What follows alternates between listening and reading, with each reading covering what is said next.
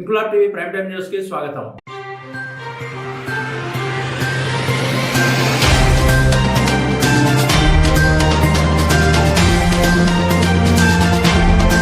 Secunderabad cantonment board nominated సభ్యుడిగా తనకు గాని తన భార్య నర్మదకు గాని బీజేపీ అధిష్టానం వర్గం గుర్తించి అవకాశం ఇవ్వాలని బీజేపీ రాష్ట్ర కార్యవర్గ సభ్యుడు భానుక మల్లికార్జున్ అన్నారు.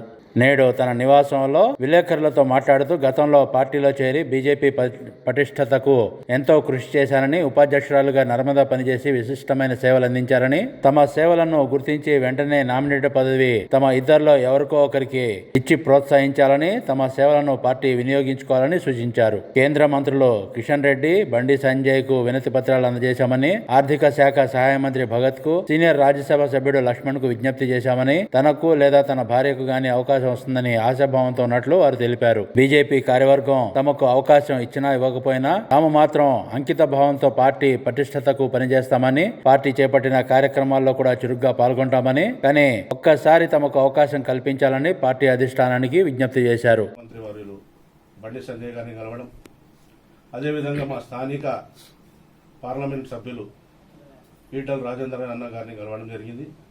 ఇదే కాకుండా మొన్నటి వరకు ఆర్థిక మంత్రిగా ఉండి కేంద్రంలో ఇప్పుడు రాజ్యసభగా ఉన్నటువంటి డాక్టర్ భగవత్ కరాడ్ గారిని కూడా కలవడం జరిగింది. డిఫెన్స్ అధికారులను కూడా కలవడం జరిగింది. అవన్నీ మీకు ఫోటోలు షేర్ చేస్తాం. మేమంతా లక్ష్మణ్ సీనియర్ నాయకులు, మన రాజ్యసభ సభ్యులు లక్ష్మణ్ గారిని కూడా కలవడం జరిగింది. ఇంక్లాబ్ టీవీ వీడియోలు మీకు నచ్చినట్లయితే లైక్ చేయండి, షేర్ చేయండి, కమెంట్ చేయడం మర్చిపోకండి. సబ్స్క్రైబ్ చేయని వాళ్ళు వెంటనే సబ్స్క్రైబ్ చేసుకోండి. మా వీడియోలు మీరు వెంటనే చూడాలనుకుంటే కింద ఉన్న గంట సింబల్ని గట్టిగా కొట్టండి.